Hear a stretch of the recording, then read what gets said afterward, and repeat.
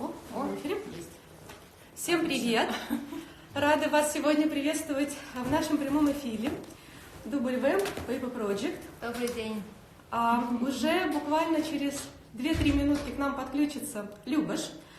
А пока хотели бы немножко рассказать о том, что мы задумали, почему сегодня мы с вами, и, собственно, какие у нас идеи, цели и концепции наших прямых эфиров. Собственно, повторять то, что происходит сейчас в мире, наверное, нет никакого смысла. Действительно, ситуация для всех неожиданная. Но, как вы знаете, группа компании W всегда была очень сильна в офлайновых мероприятиях. Многие годы мы собирали конференции, выставки, делали большое роуд-шоу по нашим филиалам. А в нынешней ситуации, естественно, мы решили вот так вот переформироваться. И теперь еженедельно переформатироваться. Да. И теперь еженедельно мы будем с вами здесь, в нашем аккаунте W Paper Project. Очень надеемся, что будем вам интересны, что сохранится наша такая смысловая и интеллектуально-деловая часть.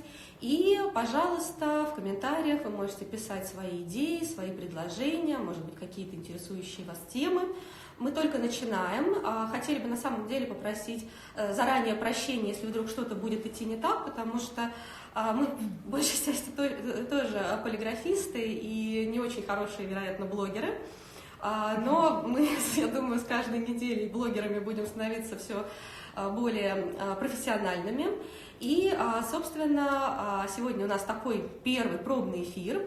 И этот эфир мы проведем с Любошем Бисто. Он сейчас находится в Барселоне, тоже на домашнем карантине. А пока, наверное, я немножко этот момент пропустил. Мы представимся. Меня зовут Людмила Чекалкина, директор по маркетингу группы компании W. И сегодня Лариса Писаренко. Да, можно я сама, пожалуйста? Я, соответственно, Лариса Писаренко, зам генерального директора по продвижению дизайнерских бумаг. Поэтому я сегодня тоже буду помогать и тестировать в переводе и проведении презентации от нашего дорогого и очень уважаемого партнера компании G.F. Smith в лице Любоша Бисто. Мы сейчас... Вот и Любош, наконец система работает. Hi. Здравствуйте. Здравствуйте, Любош. Добрый день. How are you doing, Любош? I'm good, thank you. I didn't understand everything you said, and unfortunately I can't do this in Russian, but yes, I'm good. I'm in Barcelona on lockdown, so calling you from my home. Я на самом деле в сомнениях, я должна это переводить или нет? Whether I should translate this short speech? I think yes, for people who don't know. For our audience.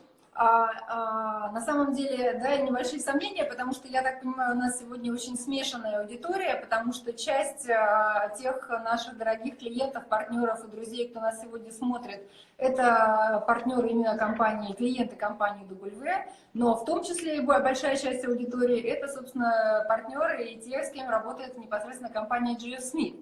Поэтому вопрос, значит, по большей части говорить на русском или на английском, все ли переводить, или, в общем, как правильно построить коммуникацию? На самом деле, мое предложение переводить, потому что мы пригласили наших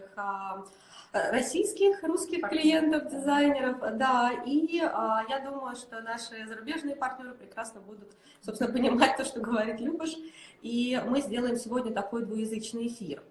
Тогда коротко для нашей российской аудитории все-таки я тогда сделаю небольшой перевод.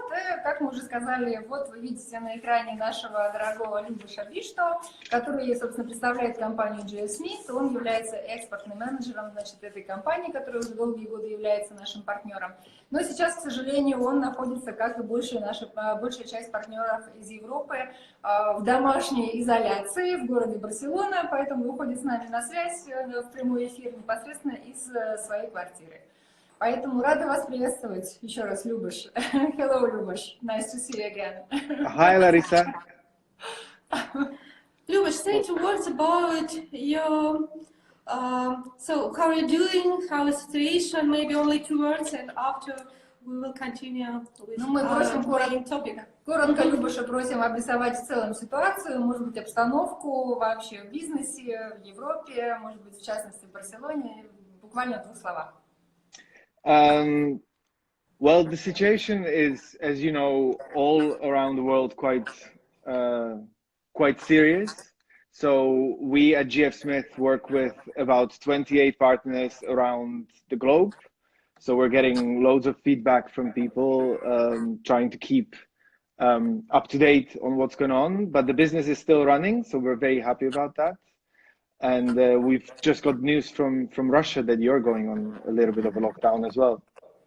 Ну, как вы все знаете, да, обстановка в целом, в общем-то, в мире, в Европе в частности, конечно, довольно напряженная. Компания G.F. Smith, которая, в общем, является глобальным поставщиком своих материалов, работает как минимум с 28 партнерами по всему миру, то есть крупных оптовиков, которые закупают бумаги G.F. Smith. Поэтому сейчас, находясь в таком удаленном доступе, компания G.F. Smith все же старается оставаться онлайн, оставаться доступной своим партнерам и осуществлять всевозможными способами текущую коммуникацию со всеми своими клиентами и покупателями. Я бы хотела немножко добавить, перед тем, как мы уже перейдем к нашей презентации. У нас в течение эфира, и не только этого, а каждого эфира, мы будем показывать что-то типа такого кода. Да, внимание, это важный момент. Пожалуйста, всю российскую, особенно аудиторию, просим внимательно вот эту информацию прослушать и не упустить ее. Мы очень хотим, в общем-то, быть полезными не только в онлайне, но и в офлайне. И поэтому такой код мы вводим, вы его, пожалуйста, запомните. На той же бумажке, которую я покажу, будет и почта. На эту почту нужно будет отправить название компании и контактное лицо. И уже после эфира мы вам, всем, кто захочет, естественно, с нами быть на такой связи вне онлайна, во-первых, по результатам этой трансляции мы передадим образцы, но, вероятно, пока ситуация, конечно, такая, что образцы передавать будет сложно, но, естественно, мы сохраним все ваши запросы, и как только появится возможность, мы передадим все образцы как раз по коварк-плану, и те, о которых будет рассказывать Любош, уже, соответственно, вот как только будет такая возможность. И также мы будем вводить такую интересную систему накопления бонусов с каждого эфира. О ней мы расскажем поподробнее в следующих эфирах. Пока, пожалуйста, накапливайте. Никто у нас не останется без нашего внимания, поэтому будем надеяться, что они будут вам полезны с точки зрения информационной составляющей и с точки зрения тех материалов, которые вы получите уже после всех наших эфиров. Ну, собственно... Да, поэтому просто хотим еще раз обратить ваше внимание на то, чтобы вы по возможности внимательно следили за ходом нашей презентации, за ходом нашего прямого эфира и не пропустили тот самый момент, когда будет на экране вот то самое заветное кодовое слово, которое вам нужно будет потом, прислав нам электронное письмо, и обозначить. Поэтому, пожалуйста, будьте внимательны, но мы, наверное, начинаем.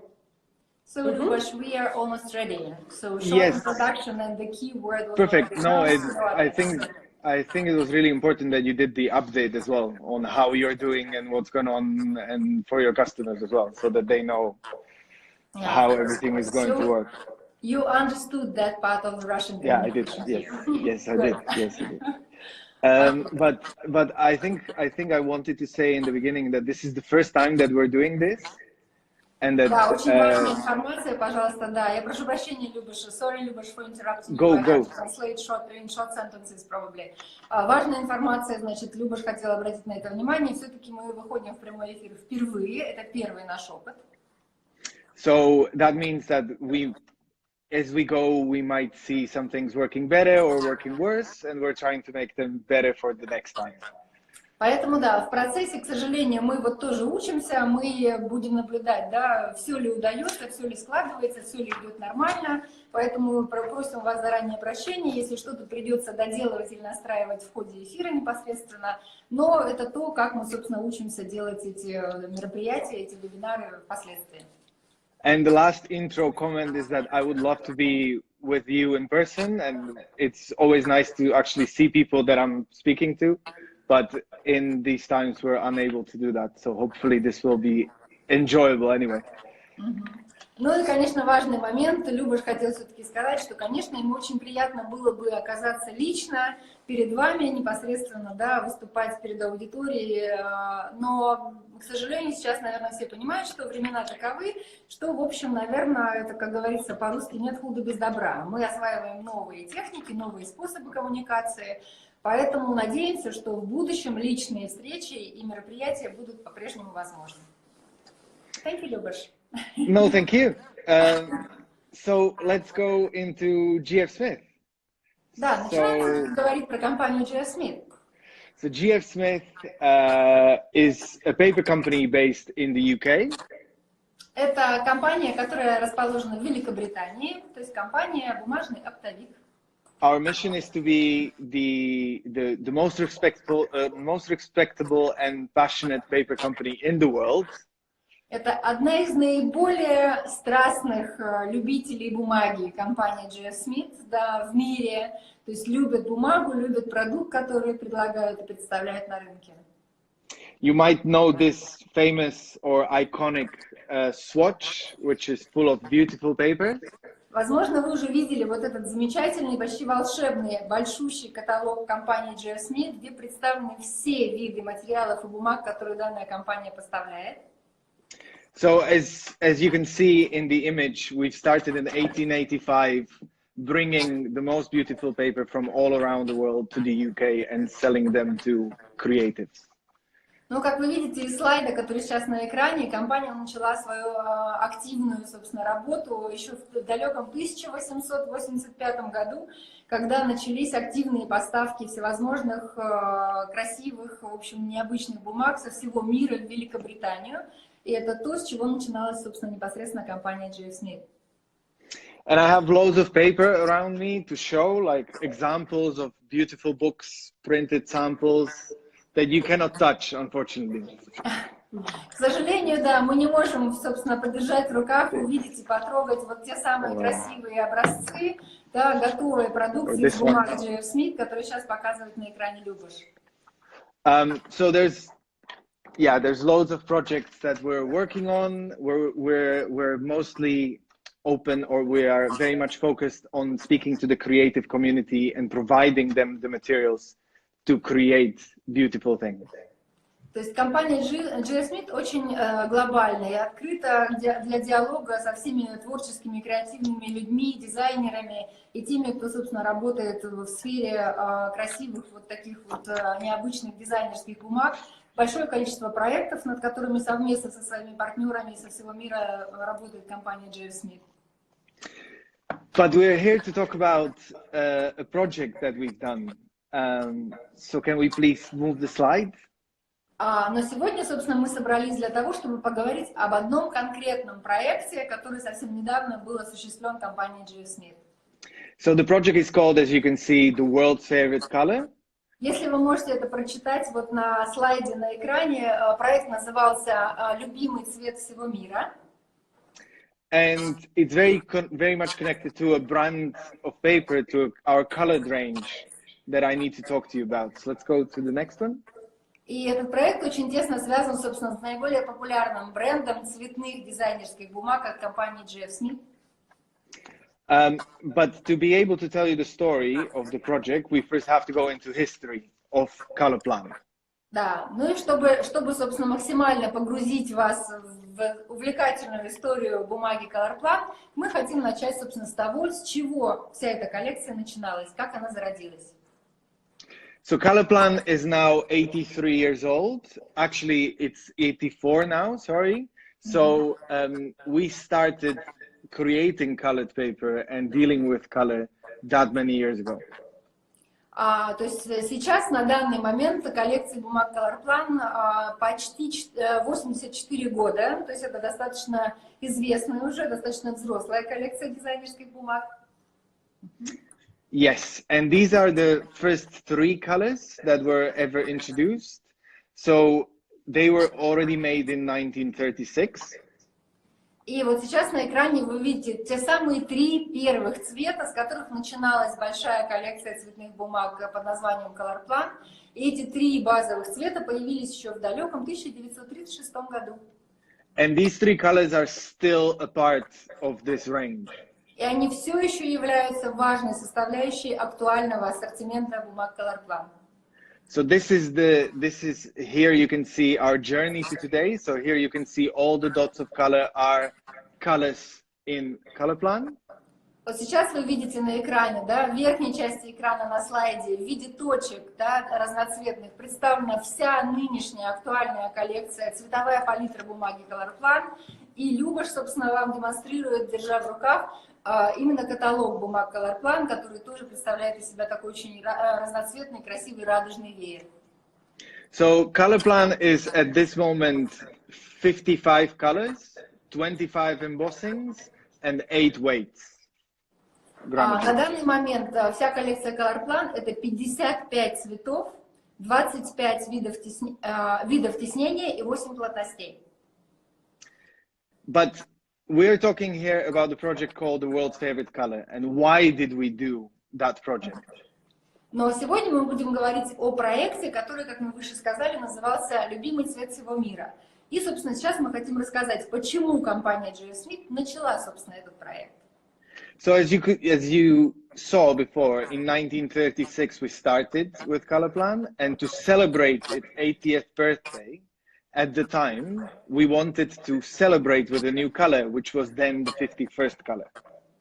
Ну и, соответственно, как мы уже сказали, коллекция ColorPlan началась еще в 1936 году, но чтобы отметить юбилей, собственно, 80-летний, да, получается, юбилей этой коллекции, компания G.F. Smith решила организовать некий такой глобальный, запустить некий глобальный проект, с целью, чтобы выбрать 51-й на тот момент цвет в коллекции ColorPlan.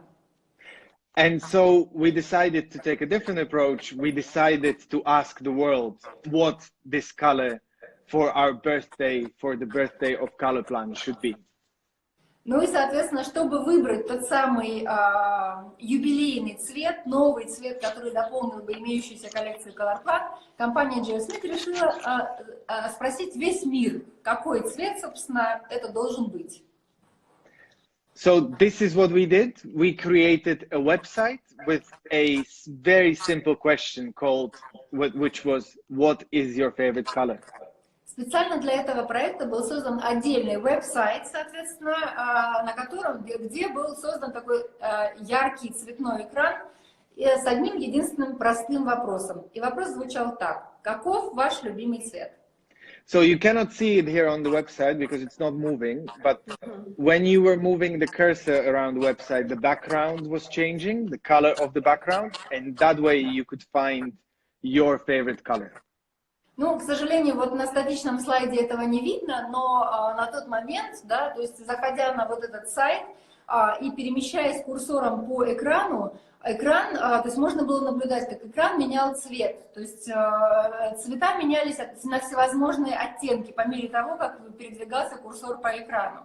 И нажав на курсор, да, курсором на экран в тот или иной момент, любой голосующий мог выбрать тот или иной оттенок, который был ему наиболее симпатичен.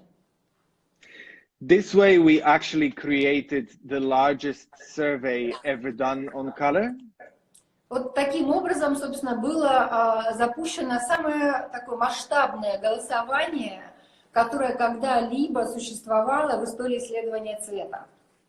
But the important bit is also that when you were choosing your color, at the end, when you found the color that you say is your favorite color, we would also ask you to give us a little bit of information about you. So we would ask for your name, for your gender, year of birth, and the most important question, why that color? Ну и, соответственно, как только человек, голосующий, да, находил тот самый наиболее симпатичный ему оттенок на экране и нажимал, да, вот, кнопочкой мыши, делая свой персональный выбор, компания G.F. Smith тут же, собственно, запускала такую небольшую анкету. Необходимо было ответить на самые простые основные вопросы. То есть назвать имя, указать пол, возраст и, самое главное, ответить на вопрос, почему вы выбираете именно этот цвет как предпочтительный, как свой любимый. So what we found was also information that was running in the background, the metadata of the website. And this way we could know where you were connecting from to the internet. То есть помимо основных, собственно, ответов на предлагаемые вопросы, все-таки компании G.F. Smith удалось получить еще дополнительную информацию, дополнительные данные. Как в частности то, например, из какой точки мира человек подключился и зашел на этот веб-сайт, где конкретно этот человек в тот момент находился. And because we knew the date and the time and where you were, we could figure out what the weather was like, what the temperature was like outside. И именно потому, что вот была возможность зафиксировать, где, в каком месте, да, находился конкретно голосующий человек, была возможность, сопоставив эти данные, получить даже информацию о том, какова была в тот момент погода и температура воздуха в том или ином городе или стране, откуда голосовал человек. So we thought that because people who are living in colder countries, they will like, because they live in colder countries, they might like different colors, and people who live in warmer countries will like different colors as well. То есть было даже понятно, что, то есть можно было предположить, да, что люди, живущие в странах с холодным климатом, имеют одни цветовые предпочтения, в то время как совершенно другие цветовые оттенки выбирали те, кто живет в странах с жарким климатом. But that didn't prove, we didn't find any pattern there. So we didn't find pattern in people living in colder countries liking warmer colors or the other way around. Но на самом деле оказалось, что никаких четких зависимостей, в общем, обнаружено в ходе этого исследования не было. И люди совершенно по-разному или одинаково, наоборот, любят те или иные цвета, независимо от того, где они географически проживают. So in the next one, we've also found, or we've seen that twice as many women voted in this online project as men. Да, в ходе этого исследования... It's okay, it's okay. Sorry, I was just thinking a little bit, forward. То есть в ходе исследования было также обнаружено, что, например, гораздо большее количество женщин проголосовало за любимый цвет всего мира, и количество женщин, участвующих в этом голосовании, почти вдвое превышало мужскую часть участников. And another finding was that the average age of people who have chosen their favorite color was 33 years old, even though we had people who said they were born in 1900. И это, да, тоже забавная очень информация, потому что исследование показало, что средний возраст голосующих был порядка 33 лет, но, однако, некоторые из тех, кто принимал участие в этом исследовании, указали, что они были рождены еще в самом начале 20 века. Let's go to the next one. So this is, here you can see all the representations or representation of all the colors that were chosen during the project was open, during the time. И вот сейчас на этом слайде вы видите, да, в виде таких цветных разноцветных точек на экране показаны все те цвета и оттенки, которые были обнаружены в ходе проведенного исследования. So every pixel is one person. То есть каждый вот этот маленький пиксель, да, каждая маленькая цветная точка – это один человек, который голосовал. And so on the May 7th in 2017, which was when we finished finding our world's favorite color. Итак. Yeah, sorry. Thank you, Любош, for making this course for me to translate. Итак, 7 мая 2017 года, когда было завершено вот это масштабное голосование и исследование, был найден тот самый новый цвет в коллекции Color Plan. And so this is the color. It's called Mars green. And it is effectively the world's favorite color based on the largest color study ever done. И вот, собственно, сейчас перед вами на экране тот самый любимый цвет всего мира, который был выбран путем проведенного анализа всех отданных за любимый оттенок голосов. И этот цвет называется у компании G.F. Smith Mars Green, у нас у компании W в русском варианте он называется лазурно-бирюзовый. Лазурный-грязовый, I didn't know that. Okay, fair enough. Yeah, that's the Russian name for this color. Okay. So the next step for us after finding the color was creating the paper. So we created the paper and we have added it to our color range. Ну и, соответственно, следующий шаг, конечно, после того, как этот чудесный цвет был обнаружен как любимый, да, желаемый всем миром, задача компании G.F. была, собственно, в том, чтобы произвести, изготовить этот цвет, сделать бумагу этого цвета.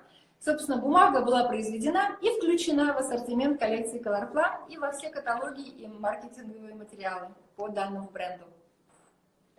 But we were obviously not doing all of this together. I'm going to explain the science, but we had people helping us, of course, from universities, trying to help us like make sense of all the results that we had. Ну и, конечно, да, компания G.F. считает необходимым уточнить, что, конечно, не только сотрудники данной компании работали над обработкой всей информации, полученной в ходе этого исследования и большого такого голосования, но и эксперты из университетов, да, дизайн-студий, креативных и рекламных агентств принимали активное участие в обработке всех полученных данных. So when we go to the next one, what we were also able to find, and what we also found was not only the world's favorite color, but we also found favorite colors for different countries. Но самое главное, что в ходе вот этого масштабного такого исследования были не только обнаружены любимые цвета, как бы, ну, приоритетные цвета в той или иной стране, да, но самое главное, были обнаружены, эмоции, да, эмоции, ощущения, связанные с тем или иным цветом или оттенком. But I'm going to explain in the next one now how we actually got to all of this. How did we get from all of those dots of colors into that one color called Mars green? Ну и немножко такого научного подхода сейчас, собственно, как, собственно, компания G.F. пришла вот к выбору, то есть от анализа вот тех многочисленных, да, результатов голосования, которые мы вам ранее показали в виде таких разноцветных точек, к выбору того самого единственного, приоритетного, наиболее любимого цвета. Немного научного подхода сейчас. So we compare it to explain it, we compare it to the paintings of George Seurat or other artists in the pointillism movement. Соответственно, компания, то есть за основу вот этого научного подхода компания G.F. взяла технику пуантилизма и, в частности, работы французского художника Джорджа Сера, который именно вот в такой технике писал свои картины. То есть техника пуантилизма — это техника, когда изображение передается такими отдельными мазками в виде точек, разноцветных точек. So when we go to the next one, exactly, you can see the detail. So when you look very close, you see dots of different colors. But when you step back, you can see that that area is all green or that is all yellow because the dominant color there is yellow or green or any other. Ну и, соответственно, вот на следующем слайде представлено, как бы, да, такие отрывки из работы вот данного художника, когда, присмотревшись близко, вы явно можете видеть, что изображение передано в виде отдельных таких разноцветных точек. Но при этом, если вы сделаете несколько шагов назад, отойдете на какое-то расстояние от этой картины, от этого изображения, вы четко видите доминирующие цвета в той или иной части картины или изображения. Где-то это зеленый цвет, где-то это голубой и так далее. So this is normally a process that happens between your eye and your brain, but since this was a digital project, we needed to use an algorithm. Но поскольку, да, то есть на уровне ощущений, как правило, связь происходит через там, визуальное восприятие и работу уже непосредственно мозга, который как-то транслирует нам информацию, необходимо было всю эту эмоциональную составляющую перенести как-то в графический дизайн. Поэтому был использован соответствующий алгоритм обработки этих данных. So what does the algorithm do? Here you can see two different details of Seurat's painting. Вот на этом, например, слайде вы видите, да, то есть мы пытаемся объяснить, как работает алгоритм. На этом слайде вы видите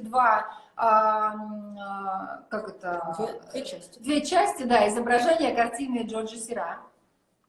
And then on the next slide, так, и на следующем слайде you can see that when you apply the algorithm identifies the dominant color in that part.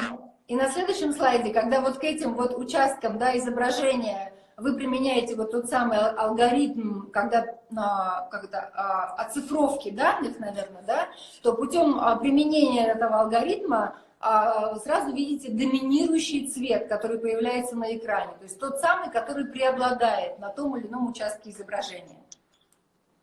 So then you just isolate the colors. Затем, соответственно, вы, да, убираете все лишнее, выделяете, оставляете только эти доминантные цвета. So we could do this with different types of data sets, but if we go to the next one, you will see that the data that we had were not really points of color, but were actually RGB codes because this was all digital. Ну и, соответственно, да, то есть на предыдущем слайде мы показали в виде вот таких крупных точек основные цвета, но для того, чтобы эти цвета можно было применять в графическом дизайне, необходимо было использовать именно вот эти RGB-коды, да, то есть цифровые обозначения для того или иного оттенка, который был использован.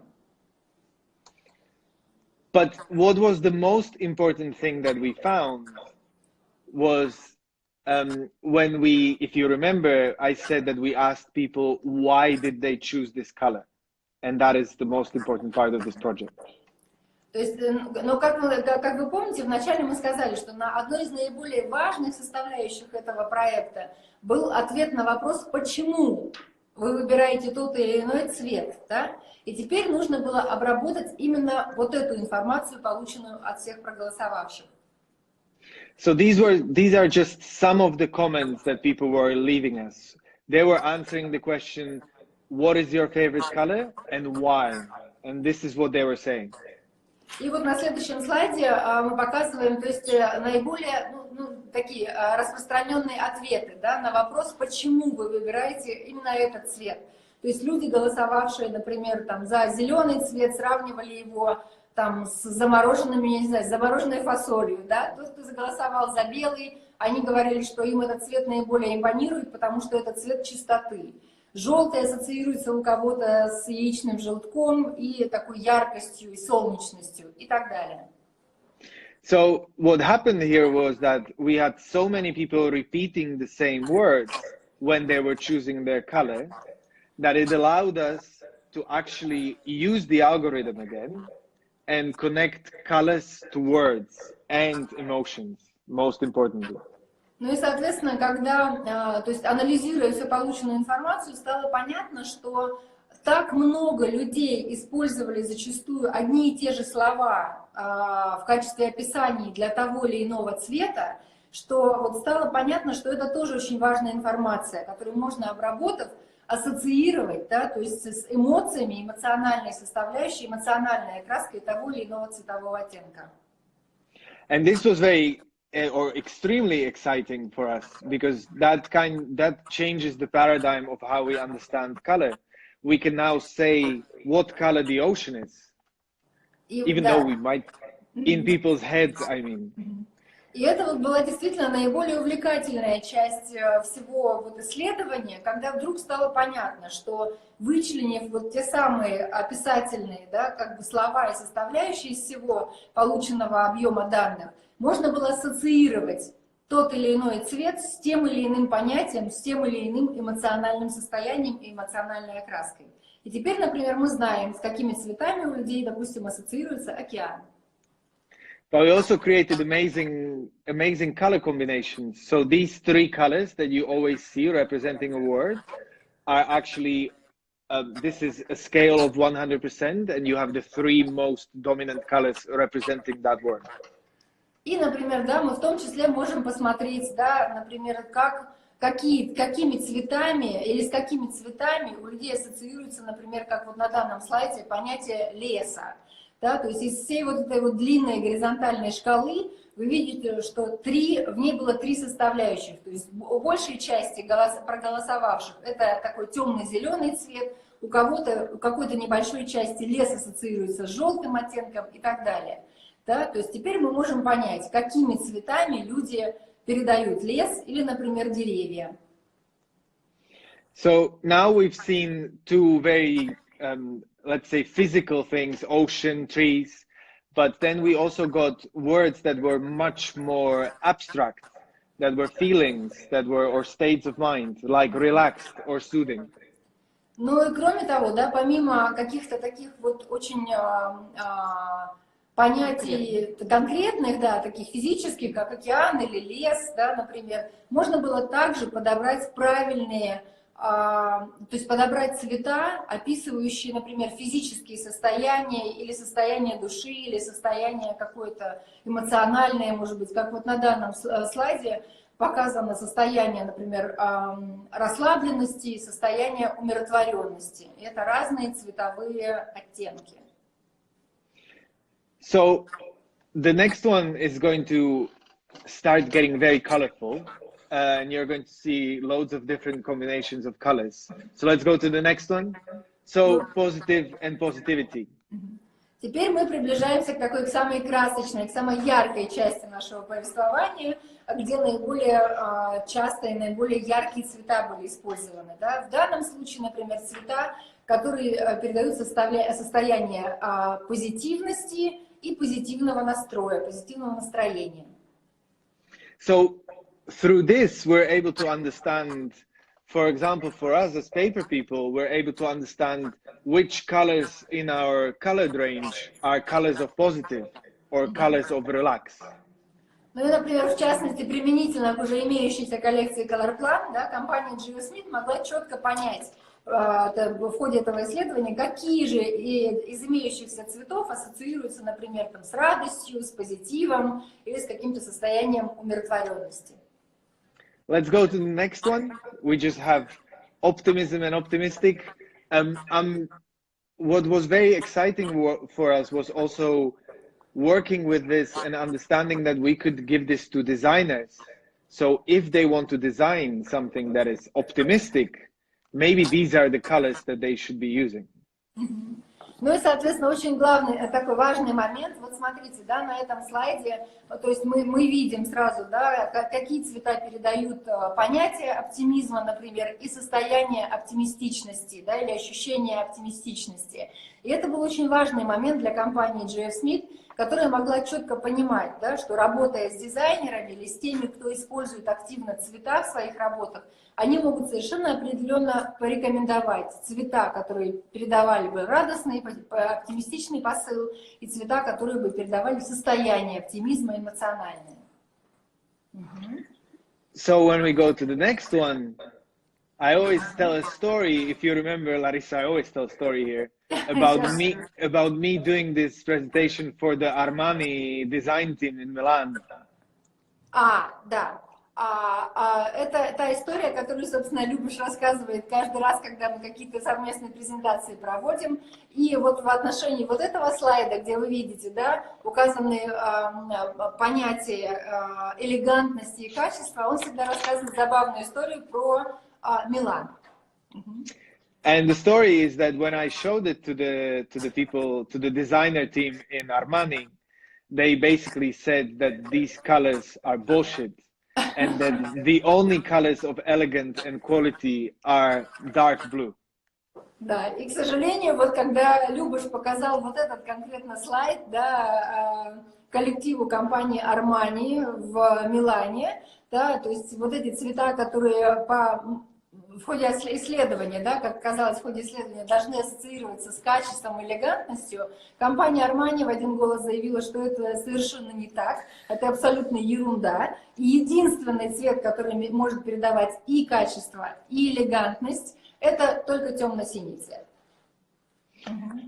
So the next one, creativity and create. Like Jan is saying, this is something that we need in these times. Ага.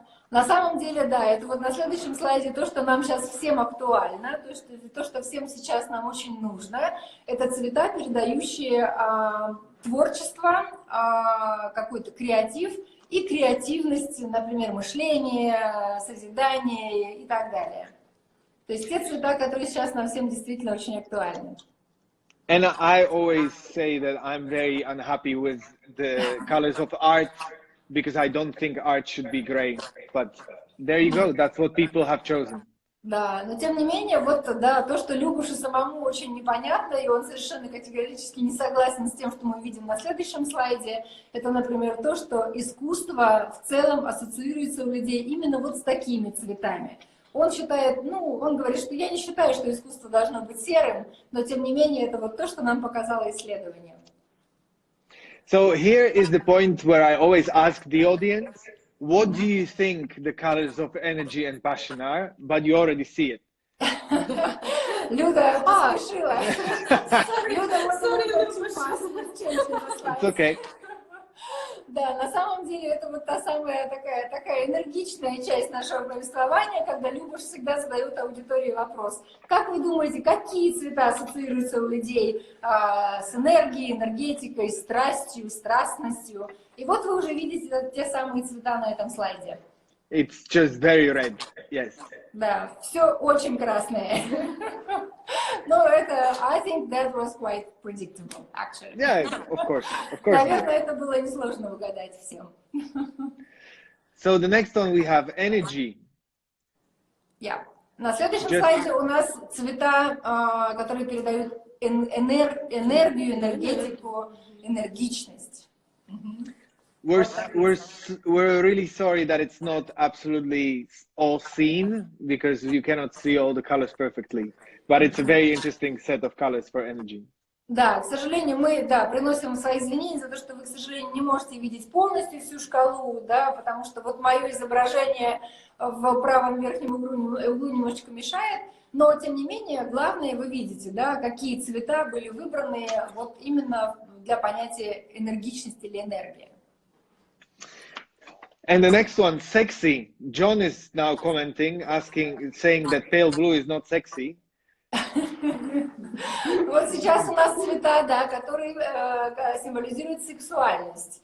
И вот на самом деле, I think that pale blue is not visible behind my screen, you know. Only like right corner. Yeah. By the way, I didn't say this, but one of the most active people commenting is John Haslam, our managing director.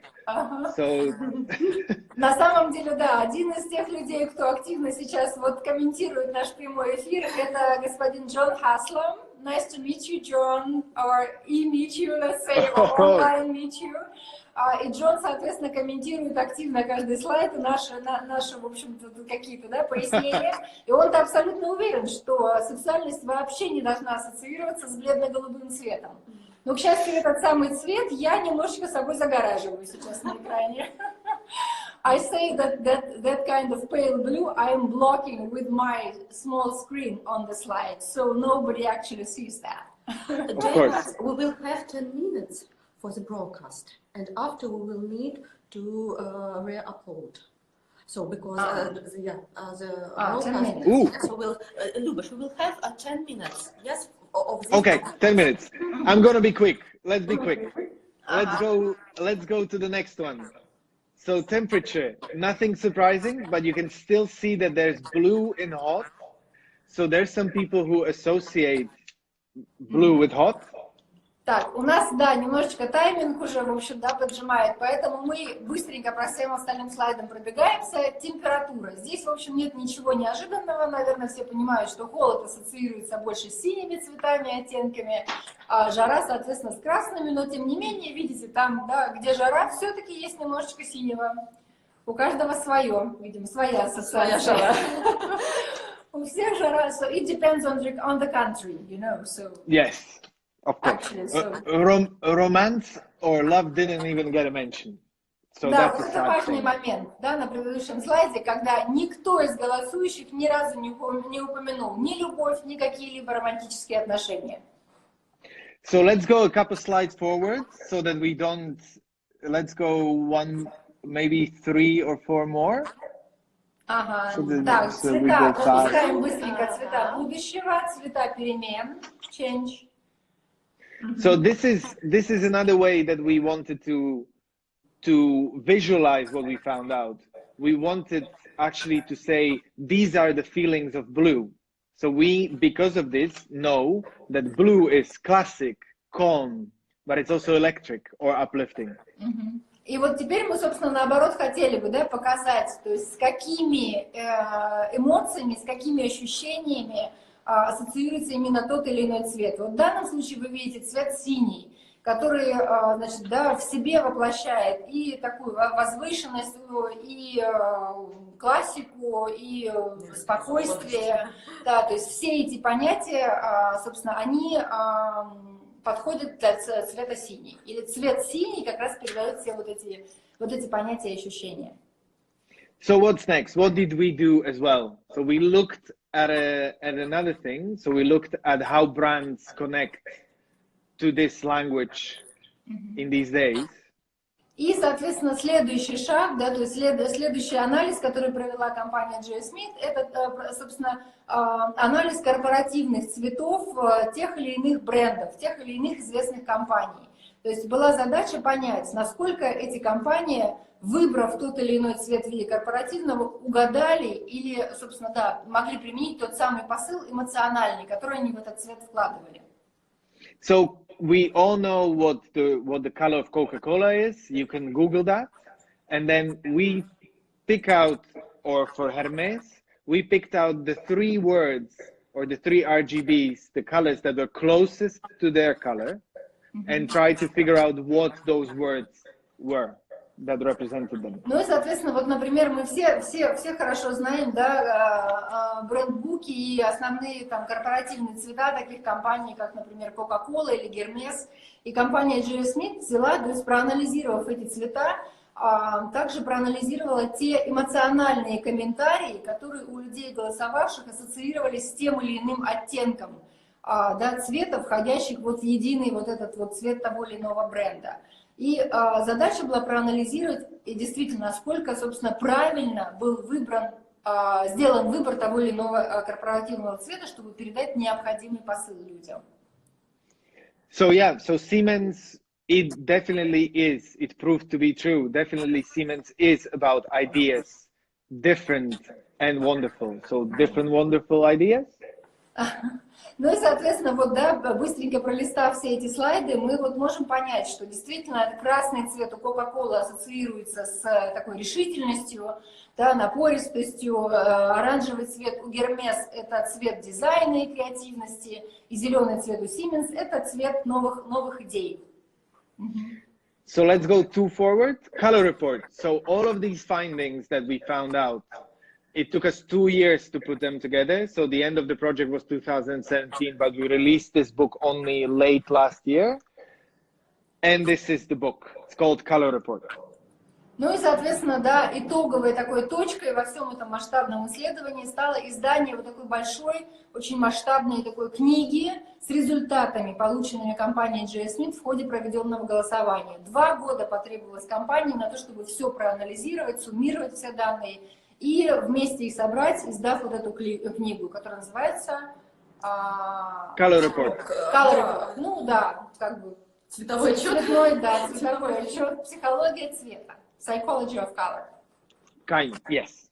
So when it has much more information than what I was able to talk about today, and a lot of theoretical background as well. В книге вы найдете гораздо больше информации, собственно, чем то, о чем мы успели сегодня рассказать. То есть это и научный подход, и много психологических каких-то вещей, да, в общем, очень интересных и актуальных. And the book is on sale online. И эта книга продается онлайн, компания G.F. Для всех, кто хочет ее приобрести, welcome. I added this slide just because I wanted to add something physical. So this is the new shop window of our show space in London. Ну и, собственно, вот этот слайд Любош добавил, чтобы подчеркнуть, ну, нечто такое более реальное, да, показать что-то более реальное, что действительно существует. Это витрина магазина, витрина шоурума компании G.F. в Лондоне.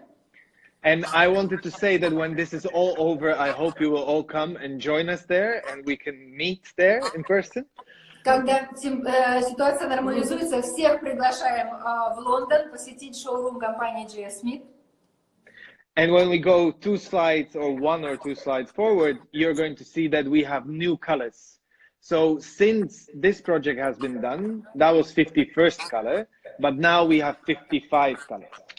Да, ну и как мы вначале сказали, на данный момент в коллекции ColorPlan уже 55 цветов, и после того, как, собственно, масштабный проект по выбору 51-го цвета был завершен, компания G.F. добавила еще 4 новых цвета в свою коллекцию, которые вы сейчас видите на экране. So, the 4 new colors are connected to the research that we've done. So we no longer choose colors based on what is the trend in the world. We actually choose colors based on what we think the emotion is and how we should be choosing them. И, конечно, выбор этих 4 цветов был основан на результатах, которые получила компания G.F. в ходе исследования. И основной подход теперь в выборе цветов для своей коллекции – это все-таки не следование трендам, а именно эмоциональный посыл, который те или иные цвета передают. But before we finish, I want to give words to Людмила, because Людмила has something for you guys. Да, но прежде чем мы закончим, Людмила нам что-то важное скажет. Thank you, Любош. Не хотела совершенно прерывать, потому что очень интересная презентация, много раз ее уже слышала, но каждый раз, мне кажется, это какое-то очень правильное повторение. Собственно, для тех, кто хочет с нами... Так, сейчас. Вот. Я об этом не подумала. Нет, надо, видишь, перевернуто, невозможно. Мы, естественно, об этом не подумали. Сейчас, секундочку, мы, наверное, сделаем... Вот так. Секунду. We have to adjust a little bit our screen for everybody. Все видно. That keyword properly. Итак, хэштег LoveColorPlan. Пожалуйста, отправляйте на почту loginova@w.ru. Единственное, что просим, это название компании, ваше фамилия, имя, ну и можно написать телефон. Мы обязательно подготовим материалы, ну и, собственно, как только будет возможность, эти материалы мы или с помощью менеджеров, доставок, или когда снова все магазины заработают, мы, соответственно, сможем передать. А еще, как я вначале рассказывала, мы подготовим бонусы, и если вы каждый эфир будете наш смотреть, то, собственно, это и приятные сувениры, скидки. Кстати говоря, сейчас я надеюсь, что все смогли записать. Вот, например, да, из нового цвета мы изготовили наш блокнот. Вот, блокнот называется «Бумага все стерпит». Ну, опять же, да, это все невозможно в данном виде транслировать. Вот, да, собственно. У меня даже плохо. Блокнот, Любош показывает, собственно, да, каталог бумаги ColorPlan. Вот, поэтому все эти приятные сувениры, надо вернуть наш телефон, все эти приятные вещи, естественно, мы очень хотим, чтобы они были не только у нас, но и у всех в пользовании. Вот. ColorPlan – отличная основа для очень многих идей, и сувенирных, и рекламных, информационных. Мы сами, мне кажется, половину, наверное, наших корпоративных штук делаем с ColorPlan. Да, и потом едем в Лондон и дарим друзьям. So Luda was just saying, Любош, if you didn't catch anything, that we, not all of it. The company W, are also using actually for our marketing, materials, lots of ColorPlan for the book covers, for the in-page as well. So actually we are manufacturing some, ready-made products of ColorPlan, and we also present them to you sometimes if we are lucky. Yes, you do. Yes, actually I have some. И, кстати, для наших русских коллег, я еще раз, и клиентов, я хотела сказать, что вот этот цвет, который мы вам сегодня так многочисленно показывали, и сегодня даже Люда подготовилась, у нее на блузке такой же цвет, у нас называется желтый-зеленый лайм в русском варианте. And what is the English pronunciation for this color? It's a French word. It's chartreuse. Да, по-французски это chartreuse называется. Вот такой замечательный цвет. You still call it in English the same? Yes, of course we call it the same in English. I'm sorry there was no time for questions, but it's okay. I mean, we did what we did. I want to thank you for organizing this. And I hope we can do this again, maybe about extract next time. Yeah, we are totally agree. Thank you, Любош. Thank you so much. Shortly to our audience. Итак, Любош, и, собственно, мы, конечно, компания W в нашем с Людмилой лице благодарим всех, кто к нам сегодня присоединился на прямой эфир. В Спасибо вам большое, что были с нами.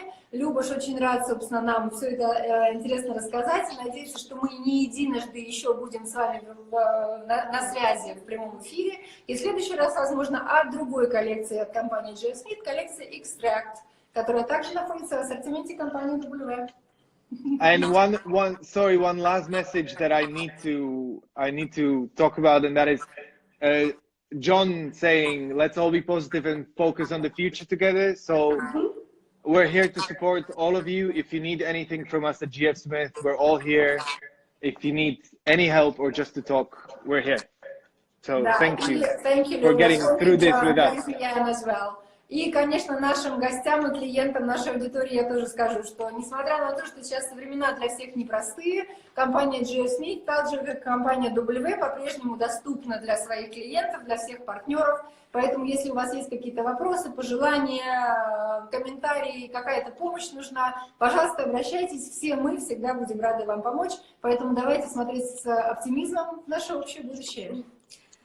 Thank you, Любош. Спасибо, ребята. До следующего четверга. Очень надеемся, что будем вам интересно. Всем спасибо, кто был с нами тогда. Всем доброго дня. Пока. Всем спасибо.